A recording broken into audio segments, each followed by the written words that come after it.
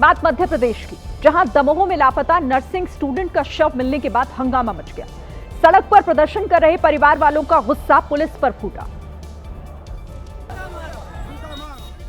भीड़ से महिलाओं ने पुलिस वालों पर चप्पल फेंक कर मारी। पुलिस वाले उन्हें समझाने के लिए आगे बढ़े तो महिलाओं ने वर्दी वालों पर चप्पलों की बरसात कर दी। हंगामे की तस्वीरें मध्य प्रदेश के दमोह के जिला अस्पताल के सामने की हैं।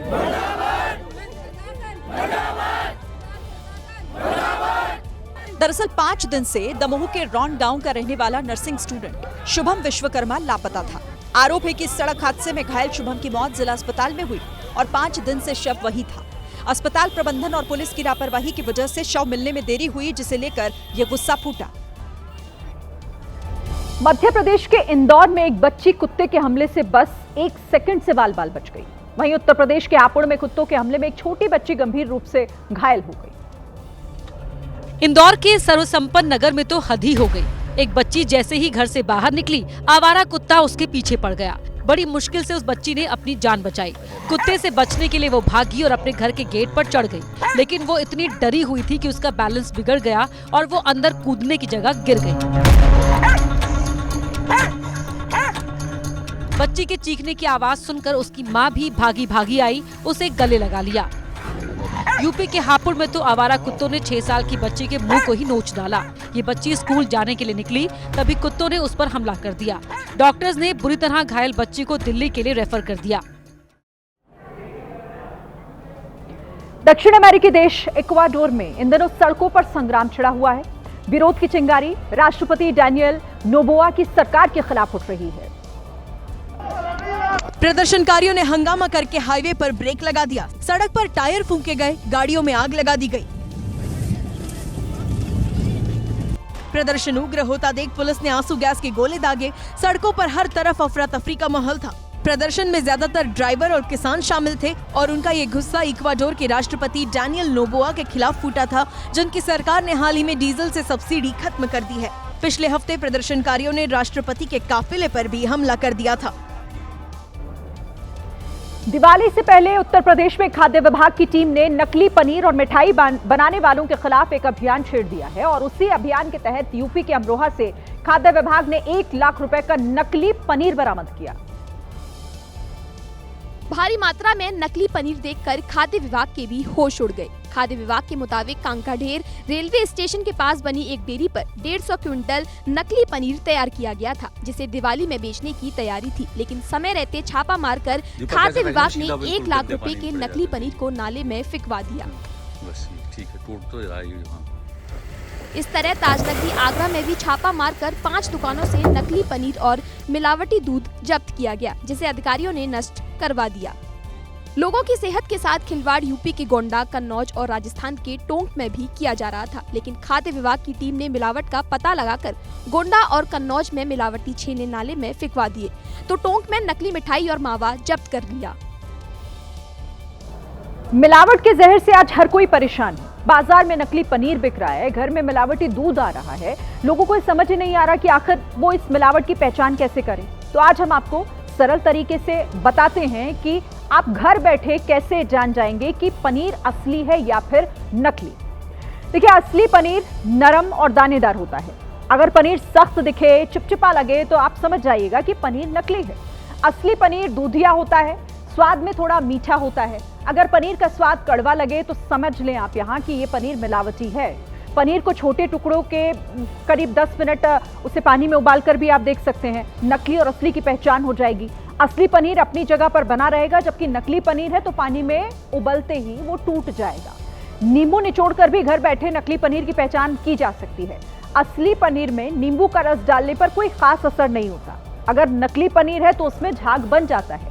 इसके अलावा आयोडीन टिचर डालने पर असली पनीर का रंग नहीं बदलता, जबकि नकली पनीर काला या फिर नीला पड़ जाता है।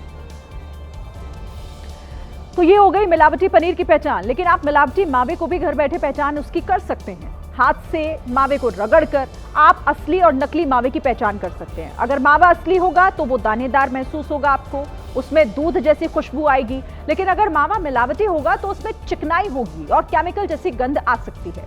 पानी में डालने पर असली मावा नहीं घुलेगा और टुकड़ों में टूटकर पानी में नीचे बैठ जाएगा, लेकिन अगर नकली मावा है तो वो पानी में घुलता भी है और तैरता रहता है। आयोडीन की कुछ बूंदें डालकर गर्म पानी मिलाने पर नकली मावा काला या फिर नीला पड़ जाता है, जबकि असली मावा अपना रंग नहीं बदलता है। बिहार में पहले चरण के चुनाव के लिए 17 अक्टूबर के बाद नामांकन बंद हो जाएंगे और महागठबंधन में हालात ये हैं कि अभी तक सीट बंटवारा ही फाइनल नहीं हो पाया है। सूत्र बता रहे हैं कि अभी भी कुछ सीटों को लेकर आरजेडी और कांग्रेस के बीच तनातनी की स्थिति है, क्योंकि कांग्रेस की डिमांड लिस्ट लगातार बढ़ती जा रही है। सूत्र बता रहे हैं कि कांग्रेस पहले 60 सीटों पर अड़ी थी और तेजस्वी 58 सीटों पर राजी हुए थे, लेकिन जब तेजस्वी 60 सीटों के लिए राजी हुए तो कांग्रेस की डिमांड 63 सीटों तक पहुंच गई। अब कहा जा रहा है कि कांग्रेस इन सभी 63 सीटों पर अपने प्रत्याशी भी फाइनल कर लेगी। वहीं महागठबंधन में मुकेश सहनी को लेकर भी सन्नाटा छाया है, क्योंकि सूत्र बता रहे हैं कि सहनी ने 15 सीटों का ऑफर नामंजूर किया है, जिसके बाद उन्हें 18 सीटों की पेशकश की गई। इधर दिल्ली में मंगलवार रात से ही कांग्रेस की बैठकों का दौर जारी है और दावा किया जा रहा है कि इस बैठक में उन सभी सीटों पर प्रत्याशी फाइनल हो गए हैं जहां से कांग्रेस चुनाव लड़ने वाली है और इसका ऐलान पटना से संयुक्त रूप से किया जाएगा।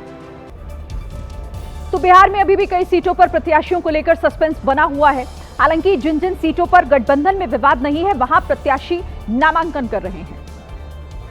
व्हील चेयर पर बैठकर लालू यादव अपने छोटे बेटे तेजस्वी यादव का नामांकन भरवाने हाजीपुर के अनुमंडल कार्यालय पहुंचे। यहां तेजस्वी के साथ उनकी मां राबड़ी देवी और बहन मीसा भारती भी मौजूद थी। अंदर जब तेजस्वी नामांकन भर रहे थे तब भी लालू यादव उनके बगल वाली सीट पर बैठे थे, जबकि राबड़ी देवी और मीसा भारती दूसरी तरफ बैठी थी। तेजस्वी का काफिला जब रास्ते में था तो समर्थकों की भीड़ भी नजर आई, जो राघोपुर से एक बार फिर तेजस्वी की जीत का दावा कर रहे थे। उधर लखीसराय से डिप्टी सीएम विजय सिन्हा ने भी नॉमिनेशन फाइल किया। उनके नामांकन में दिल्ली की मुख्यमंत्री रेखा गुप्ता और केंद्रीय मंत्री गिरिराज सिंह मौजूद रहे। 8 दिन बाद आईपीएस अफसर पूरन कुमार का अंतिम संस्कार किया गया। चंडीगढ़ के सेक्टर 25 में उनका अंतिम संस्कार हुआ और इस दौरान पूरन कुमार को अंतिम विदाई देने के लिए बड़ी संख्या में वहां लोग मौजूद रहे। आईपीएस अफसर पूरन कुमार को उनकी दोनों बेटियों ने मुखाग्नि दी। अंतिम संस्कार के समय दिवंगत पूरन कुमार की पत्नी अमनीत कुमार समेत पूरे परिवार की आंखें नम दिखीं। वहीं हरियाणा पुलिस ने वाई पूरन कुमार को गार्ड ऑफ ऑनर दिया।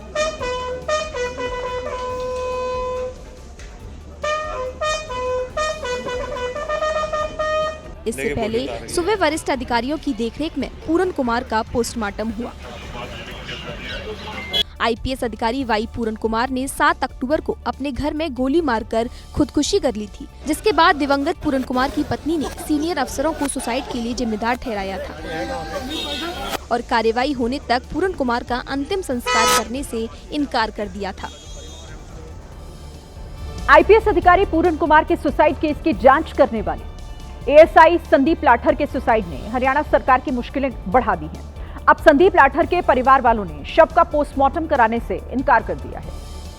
दिवंगत एएसआई संदीप लाठर के परिवार वाले मांग कर रहे हैं कि संदीप लाठर ने मरने से पहले सुसाइड नोट में जो कुछ लिखा है उसके हिसाब से एफआईआर दर्ज हो और दोषियों पर कार्रवाई होनी चाहिए। मांग तो ये देखो वीडियो बना के जा रहे हैं, इसको हम तो ये कहते जायज इसकी जांच होनी चाहिए, नाजायज नहीं होना चाहिए किसी के साथ भी।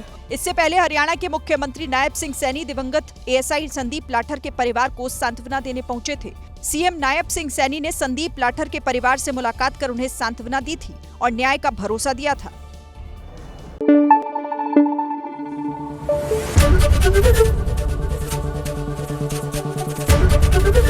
एबीपी न्यूज आपको रखे आगे।